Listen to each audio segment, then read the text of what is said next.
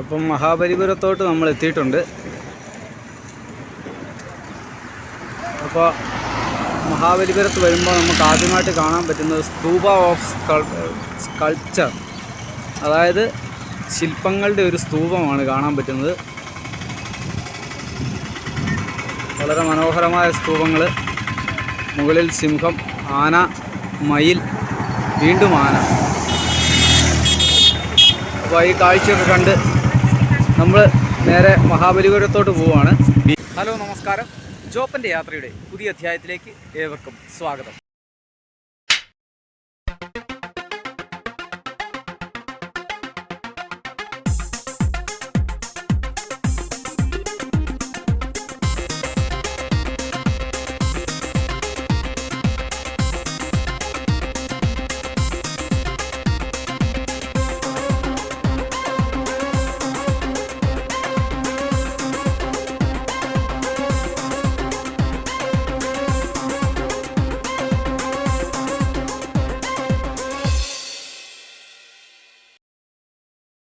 മഹാബലിപുരത്തെ പൈരദാസിൻ്റെ അടുത്താണ് നമ്മളിപ്പോൾ ഉള്ളത്. നമ്മളുള്ളത് പഞ്ചരഥ ക്ഷേത്രത്തിലാണ്.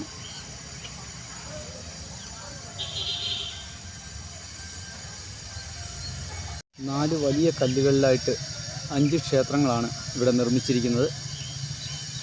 അതുകൂടാതെ തന്നെ ആനയുടെയും സിംഹത്തിൻ്റെയും നന്ദിയുടെയും ഒക്കെ ശില്പങ്ങൾ നമുക്ക് ഇവിടെ കാണാൻ സാധിക്കും. ഈ ഒരു വലിയ പാറയെ ഒരു ശില്പമാക്കി മാറ്റുകയായിരുന്നു. ഇതാ നിങ്ങൾക്ക് കാണാം, മറ്റൊരു പാറയുമായിട്ട് ബന്ധമില്ലാതെ നിൽക്കുന്ന ഒറ്റപ്പാറയ്ക്ക് കയറി വരുമ്പോഴേ ഒരു സിംഹരാജൻ നമ്മളെ സ്വാഗതം ചെയ്യുകയാണ്. അതുപോലെ തന്നെ ഇതിനുള്ളിലെ ദേവീ വിഗ്രഹം, അതെല്ലാം ഒറ്റക്കല്ലിൽ തീർത്തിരിക്കുന്നതാണ്. വളരെ മനോഹരമായ ഒരു നിർമ്മിതി. അമ്പലവും ദേവീശില്പവും എല്ലാം ആ ഒരു കല്ലിൽ തന്നെയാണ് നിർമ്മിച്ചിരിക്കുന്നത്. ഇതാണ് ദ്രൗപദി രഥ. ഒരു കല്ലിൽ തന്നെയാണ് ഇത് നിർമ്മിച്ചിരിക്കുന്നത്. ഒരു വലിയ കല്ലിൽ കൊത്തിയെടുത്തിരിക്കുന്ന ഒരു ക്ഷേത്രം. ദ്രൗപദി ദേവിയുടെ പ്രതിഷ്ഠയാണ് ഇതിനുള്ളിലുള്ളത്.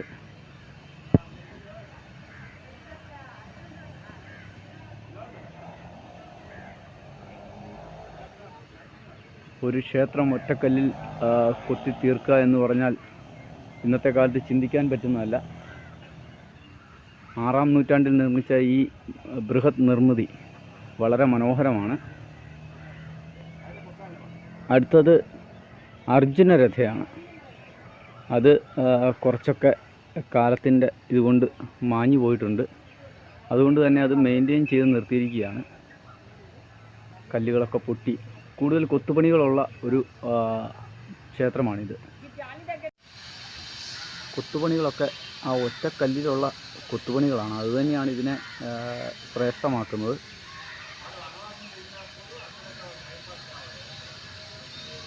പടികളൊക്കെ കാലക്രമേണ പൊട്ടിപ്പോയെങ്കിലും അതൊന്നും പുനർനിർമ്മിച്ചിട്ടില്ല. ഈ മണലിൽ നിന്നിരുന്ന ഒരു പാറയെ ഇത്ര മനോഹരമായ ഒരു ക്ഷേത്രമാക്കി മാറ്റണമെങ്കിൽ എന്തേറെ പ്രയത്നമുണ്ടെന്ന് ആലോചിക്കണം. 6-ാം നൂറ്റാണ്ടിൽ നിർമ്മിച്ച ഈ ക്ഷേത്രത്തിൻ്റെ പ്രത്യേകത തന്നെ അതുതന്നെയാണ്. ഇതാണ് ഭീമരഥ. വലിയൊരു ക്ഷേത്രമാണിത്.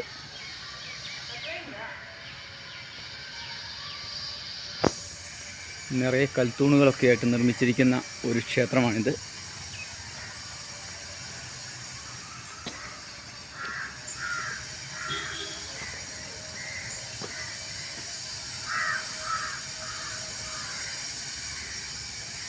അതിൻ്റെ എല്ലാം കൊത്തുപണികൾ വളരെ വ്യത്യസ്തമാണ്. ഒരു കല്ലിനെ തന്നെ ഡിസൈൻ ചെയ്തെടുക്കുക എന്ന് പറഞ്ഞാൽ അത് വലിയൊരു കാര്യം തന്നെയാണ്. പിന്നീടുള്ള കാലത്ത് സപ്പോർട്ടുകളൊക്കെ കൊടുത്തിട്ടുണ്ട്, മെയിൻ്റനൻസൊക്കെ നടത്തുന്നുണ്ട്. ആർക്കിയോളജിക്കൽ ഡിപ്പാർട്ട്മെൻറ്റിൻ്റെ കീഴിലുള്ള ഒരു സ്ഥലമാണിത്. മുൻപ് പൊട്ടിപ്പോയ കല്ലുകളൊക്കെയാണത്. അതിനൊക്കെ സപ്പോർട്ടായിട്ട് ഇപ്പോൾ പുതിയ കല്ല് കയറ്റിയിട്ടുണ്ട്.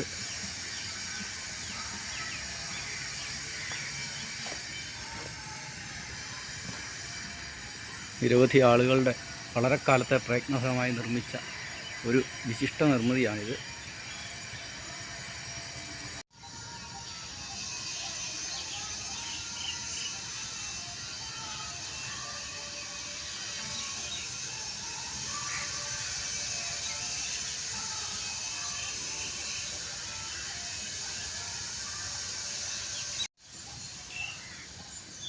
ഈ ഭീമരഥത്തിൻ്റെ ഇരുഭാഗവും കൽത്തൂണുകൾ നിറഞ്ഞ ഒരു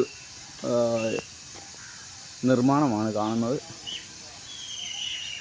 അതുപോലെ തന്നെ അതിനുള്ളിലൂടെ നടക്കുവാനുള്ള പാസേജുകളൊക്കെ നമുക്ക് കാണാൻ പറ്റും.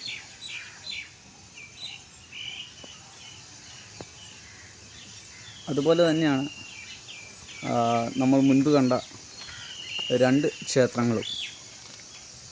അതിനുള്ളിൽ തന്നെ ഒരു നന്ദിയുടെ ഒരു വലിയ ശില്പം കൊത്തിവെച്ചിരിക്കുന്നത് കാണാം.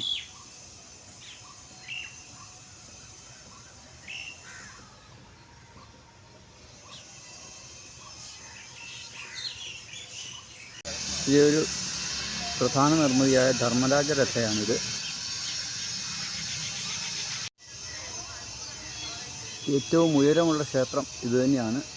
അപ്പോൾ ഈ കല്ലിൻ്റെയൊക്കെ ഉയരം എത്രയായിരുന്നുവെന്ന് നമ്മൾ കണക്ക് കൂട്ടണം.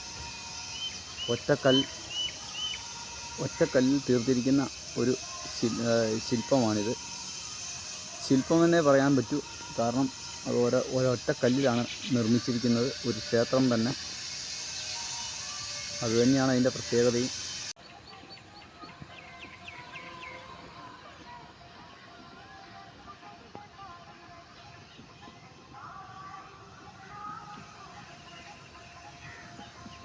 ₹40 ഇവിടുത്തെ പ്രവേശന ഫീസ്. മനോഹരമായ ഒരു പുൽമൈതാനമാണ് ഇതിൻ്റെ പുറകിൽ നിർമ്മിച്ചിരിക്കുന്നത്.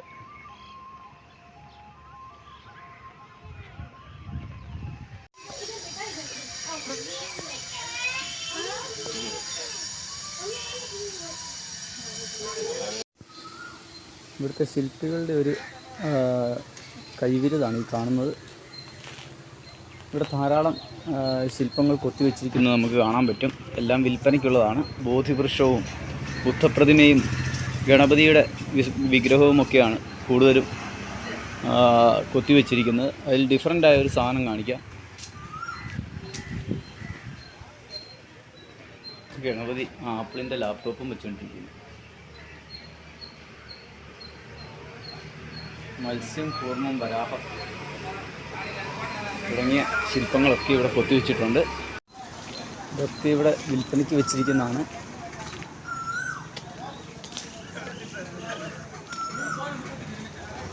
വലിയ വലിയ ശില്പങ്ങൾ ഡിഫറൻ്റായ സൈസിൽ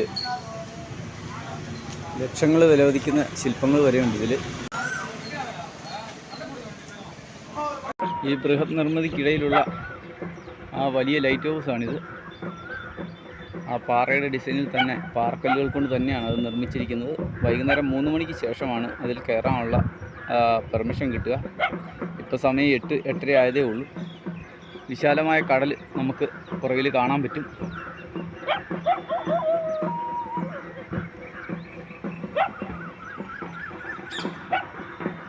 കൽപ്പാക്കത്തെ ആറ്റമിക് റിയാക്ടറാണ് നമുക്ക് കാണാൻ സാധിക്കുന്നത്. കടലിൻ്റെ തൊട്ട് സമീപത്താണ് അത് സ്ഥിതി ചെയ്യുന്നത്.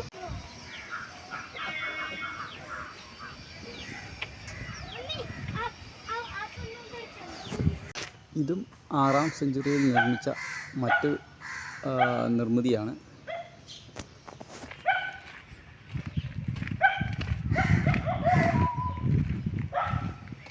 ഒറ്റപ്പാറയിൽ ഗുഹാക്ഷേത്രങ്ങളാണ് നിർമ്മിച്ചിരിക്കുന്നത്.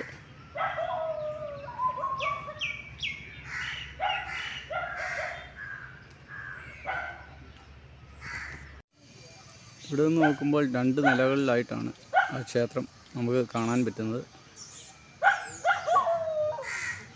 താഴെ ഒരു ക്ഷേത്രം, അതോടനുബന്ധിച്ച് തന്നെ മുകളിൽ മറ്റൊരു ക്ഷേത്രം. തമിഴ്നാട്ടിലെ പ്രധാന കാഴ്ച ഇതാണ്. നായ്ക്കളുടെ അതിബാഹുല്യത. നമ്മളിപ്പോൾ വന്നിരിക്കുന്നത് ലൈറ്റ് ഹൗസിൻ്റെ അടുത്തേക്കാണ്. കരിങ്കല്ലിൽ തീർത്ത ഒരു ലൈറ്റ് ഹൗസ്. പാറകൾ നിറഞ്ഞ മറ്റൊരു പ്രദേശത്തേക്കാണ് ഇപ്പോൾ നമ്മൾ എത്തിയിരിക്കുന്നത്. നിറയെ മരങ്ങളും പാറകളും ഒക്കെ ആയിട്ടുള്ള ഒരു പ്രദേശം. ഇതിലൊരു വാക്ക് വേ നിർമ്മിച്ചിട്ടുണ്ട് പാറകൾക്കിടയിലൂടെ. അപ്പോൾ നമുക്ക് അതിൽ യാത്ര ചെയ്ത് ഈ തണൽ മരങ്ങളുടെ ചുവട്ടിൽ വന്നിരിക്കാൻ പറ്റുന്നതാണ്. അതുപോലെ തന്നെ ഇവിടെ നിന്നാൽ നമുക്ക് മനോഹരമായ ആ ലൈറ്റ് ഹൗസ്, കരിങ്കല്ലിൽ തീർത്ത ലൈറ്റ് ഹൗസിൻ്റെ കാഴ്ചകൾ കാണാൻ പറ്റും.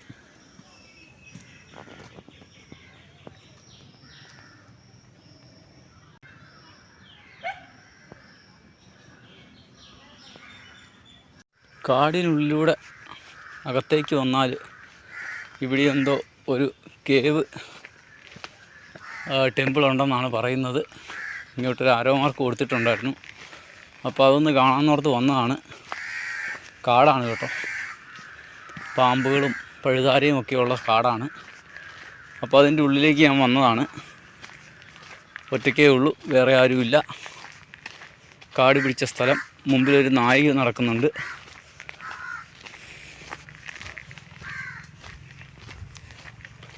ഇവിടെ എന്താണുള്ളതെന്ന് നോക്കാം. ഫുൾ കാടാണ് കേട്ടോ, കാടായിട്ടുള്ളൊരു പ്രദേശമാണ്. അതിൻ്റെ ഉള്ളിലൂടെ കുറേ ദൂരം ഞാനിങ്ങ് പോന്നു. പക്ഷേ ഇവിടെ ഒന്നും കാണുന്നില്ല, ഒരു നടപ്പാത മാത്രമേ ഉള്ളൂ. ഈ ഭാഗത്തുമില്ല, ആ നായി പോകുന്ന ഭാഗത്തു വല്ലതും കാണുമോ എന്നറിയില്ല.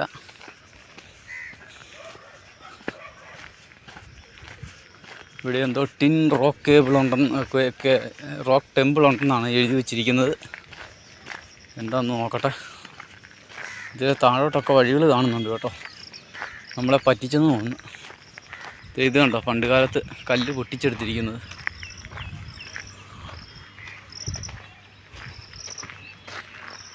നമ്മൾ അടുത്ത മോണമെൻറ്റിൻ്റെ അടുത്തേക്ക് എത്തിയിരിക്കുകയാണ്. ഇത് ഒരു ക്ഷേത്രമെന്നതിലുപരി ഇതൊരു വിശ്രമകേന്ദ്രം കൂടിയാണ്. പ്രധാന ക്ഷേത്രങ്ങളും രണ്ട് സൈഡിലും ഉപക്ഷേത്രങ്ങളുടെയൊക്കെ കൊത്തുപണികൾ നമുക്ക് കാണാൻ പറ്റും.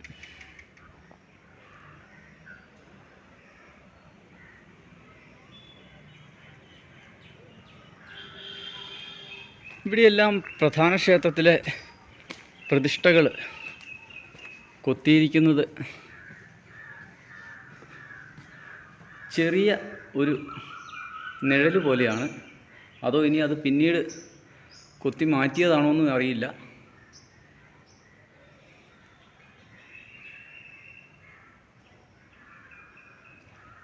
ഗുഹാക്ഷേത്രങ്ങളുടെ ഒരു ബൃഹത്തായ നിർമ്മിതിയാണ് നമുക്കിവിടെ കാണാൻ പറ്റുന്നത്. ഇതുണ്ടോ, ഈ നരസിംഹത്തിൻ്റെയൊക്കെ പല്ലൊക്കെ കൊത്തിയെടുത്തിരിക്കുന്നത്. എന്തായുധം ഉപയോഗിച്ചായിരിക്കും അവർ കൊത്തിയിരിക്കുന്നത്. ഇതുണ്ടോ, കാലൊക്കെ ഗ്യാപ്പിട്ട് കൊത്തിയിരിക്കുന്നത് കല്ലിൻ്റെ ഇട.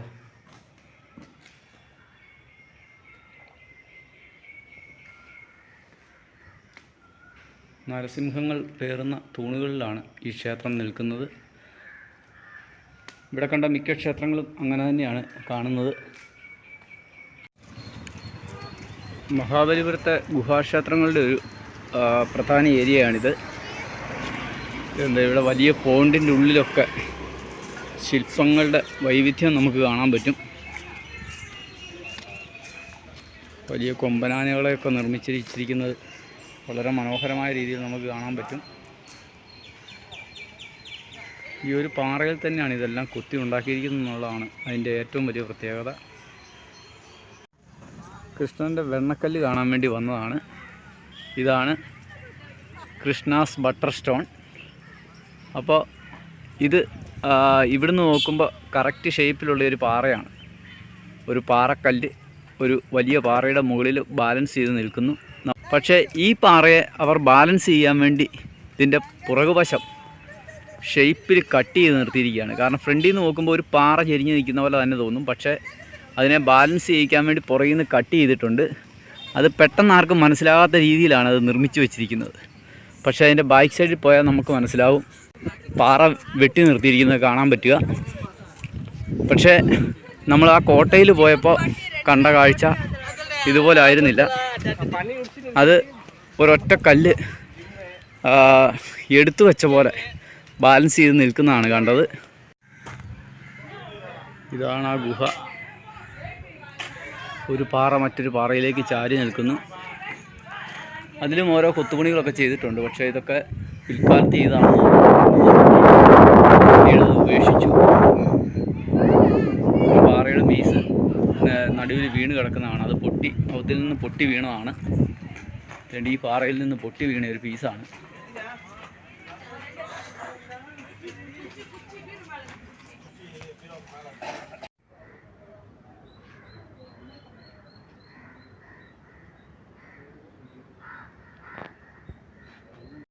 ഇതാണ് ആ കൽഭരണി.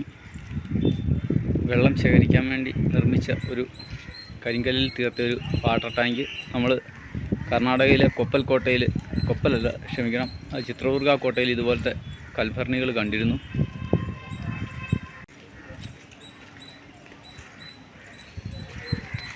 ശിലായുഗത്തിലെ നിർമ്മിതികളാണിതെല്ലാം.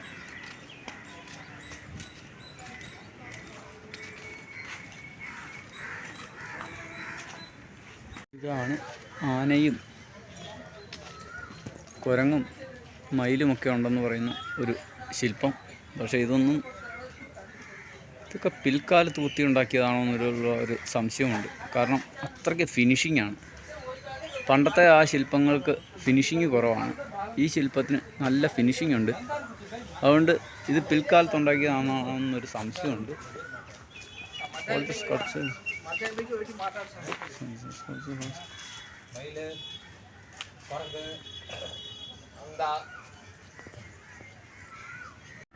ഇത് ഗണേശ രഥമാണ്. അതായത് ഗണപതിയുടെ ക്ഷേത്രമാണ്. ചെറിയൊരു ക്ഷേത്രം 7-ാം നൂറ്റാണ്ടിൽ നിർമ്മിച്ചതാണ്. 6-ാം നൂറ്റാണ്ടിൻ്റെ അവസാനവും 7-ാം നൂറ്റാണ്ടിനും ചേർന്ന് നിർമ്മിച്ച ഒരു നിർമ്മിതിയാണ്. ഇതും ഒരു ഒറ്റ പാറ തന്നെയാണ്. മത്സ്യകൂർമ്മ വരാഹം.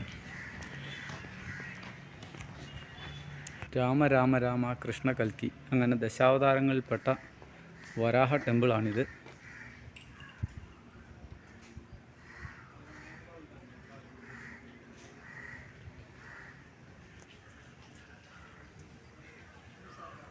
സാമ്രാജ്യത്തിൻ്റെ സമയത്ത് നിർമ്മിച്ച ഒരു നിർമ്മിതിയാണിത്. പക്ഷേ ഇത് പൂർണ്ണമായിട്ട് നിർമ്മിച്ച് തീർക്കാൻ പറ്റിയില്ല. അതിങ്ങനെ ഗോപുരമൊക്കെ ആയിട്ട് ഇങ്ങനെ നിൽക്കുകയാണ്. അപ്പോഴത്തേ നമ്മൾ ക്ഷേത്ര അങ്കണത്തിലേക്ക് എത്തിയിരിക്കുകയാണ്. വളരെ മനോഹരമായൊരു ചെറിയ ക്ഷേത്രം. പല്ലവ രാജാക്കന്മാരുടെ കാലത്ത് നിർമ്മിച്ച ക്ഷേത്രമാണ്.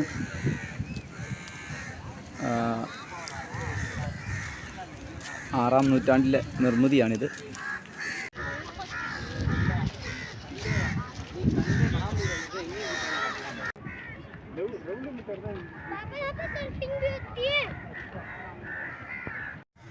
നന്ദിയുടെ ശില്പങ്ങളാണ് ധാരാളമുള്ളത്.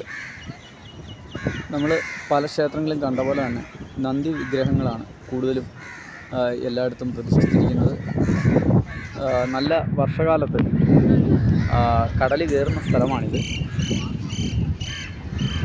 തിര കയറി ഇതിനുള്ളിലെല്ലാം വെള്ളം വരുന്ന സ്ഥലമാണ്.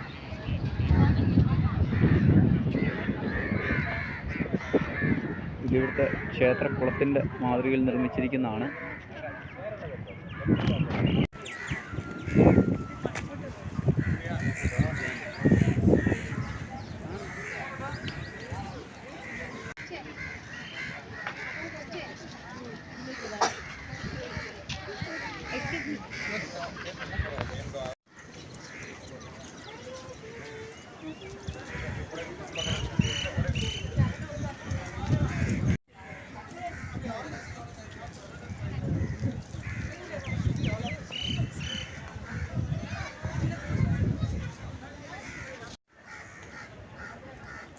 ധാരാളം നന്ദി വിഗ്രഹങ്ങൾ നമുക്കിവിടെ കാണാൻ പറ്റും.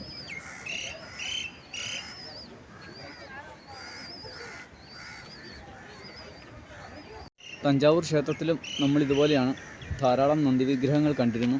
അപ്പോൾ ഇവിടുത്തെ എല്ലാം ഒരേ രീതിയിലുള്ള കൾച്ചറാണ് നിലനിന്നിരുന്നത് എന്നാണ് അതിൻ്റെ അർത്ഥം. ക്ഷേത്ര നിർമ്മാണത്തിന് ഈ പുരാതന രീതി തന്നെയാണ് ഇപ്പോഴും തമിഴ്നാട്ടിൽ അവലംബിച്ച് പോരുന്നത്.